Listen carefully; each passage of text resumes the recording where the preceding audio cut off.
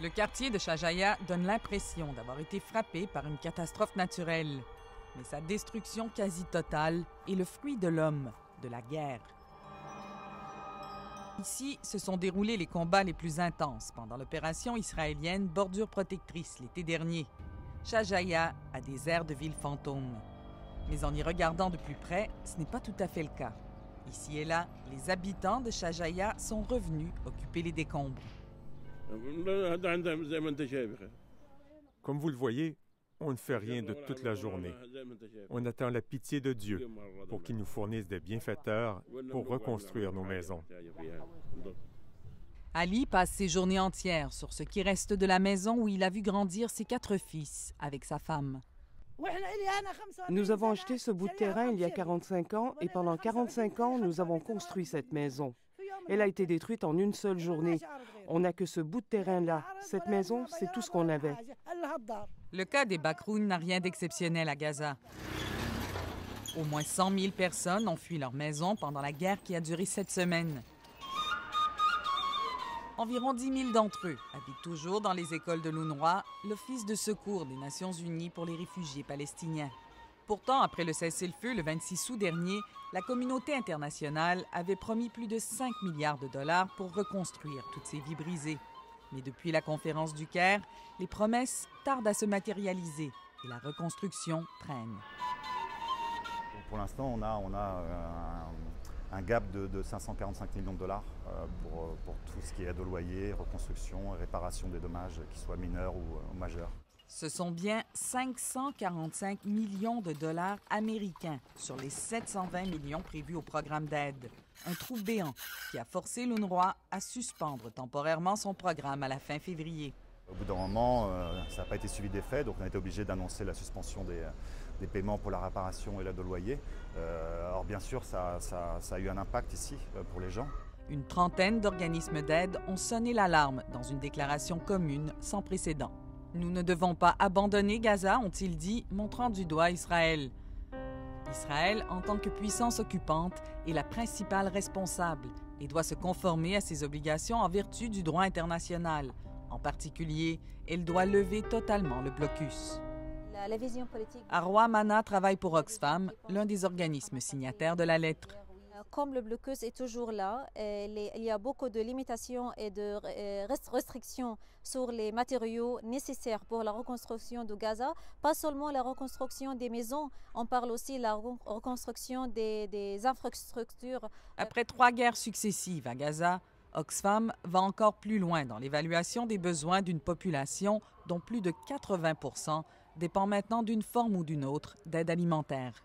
À ce rythme-là et avec la continuation de blocus, ça peut prendre 100 ans pour Gaza d'être reconstruit et pour la population de Gaza de revenir à leur situation, à leur vie qu'ils avaient avant le blocus et avant les 3 guerres qui ont eu lieu pendant le blocus. Depuis la prise de contrôle de Gaza par le Hamas, dont la branche armée, considérée comme un groupe terroriste par Israël, les États-Unis et le Canada, Israël a imposé un blocus. C'était il y a plus de 7 ans. Kerem Shalom est depuis le seul point de passage des marchandises vers Gaza. Les matériaux de construction entrent ici sous haute surveillance.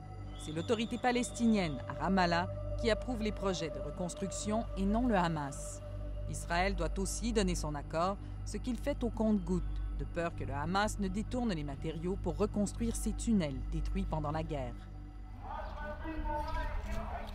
Que le ciment entre ou pas à Gaza, Slimane Chamali n'a pas les moyens de rebâtir sa maison. Et il croit que les querelles politiques entre le Hamas et l'autorité palestinienne sont responsables. Tous les gouvernements sont en train de faire la guerre pour décider qui va prendre l'argent de la reconstruction. Celui-là dit « c'est moi », l'autre dit « c'est moi », et nous, on se retrouve au milieu du compresseur. Faute de pouvoir la reconstruire, un entrepreneur a offert de démolir sa maison pour de bon en échange des matériaux.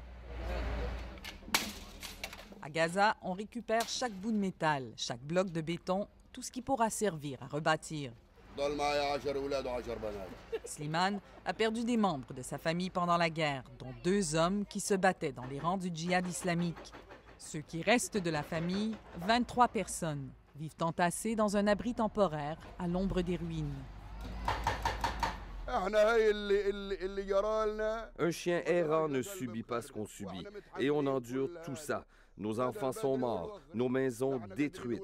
On a perdu notre argent, on a tout perdu. Et on n'a plus qu'à dire merci à Dieu pour tout. Chaque jour, Abou Soubi ratisse patiemment les décombres de sa maison du matin jusqu'au soir. Il n'y reste plus grand-chose qui vaille, mais il espère retrouver les bijoux de sa femme pour la faire sourire un peu. C'est la deuxième fois en 6 ans que la famille voit sa vie s'effondrer.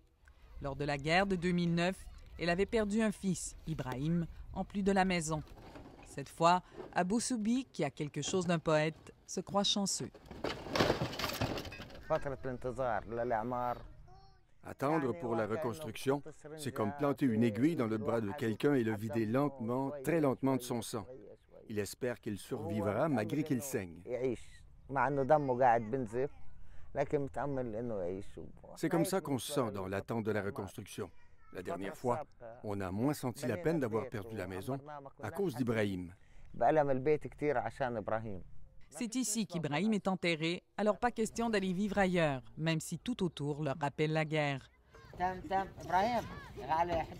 Abou Soubi prend des médicaments pour ses nerfs depuis la guerre, mais il n'hésite pas à fanfaronner pour faire rire les enfants, dont le petit Ibrahim, le cadet qui a remplacé le frère qu'il n'a jamais connu.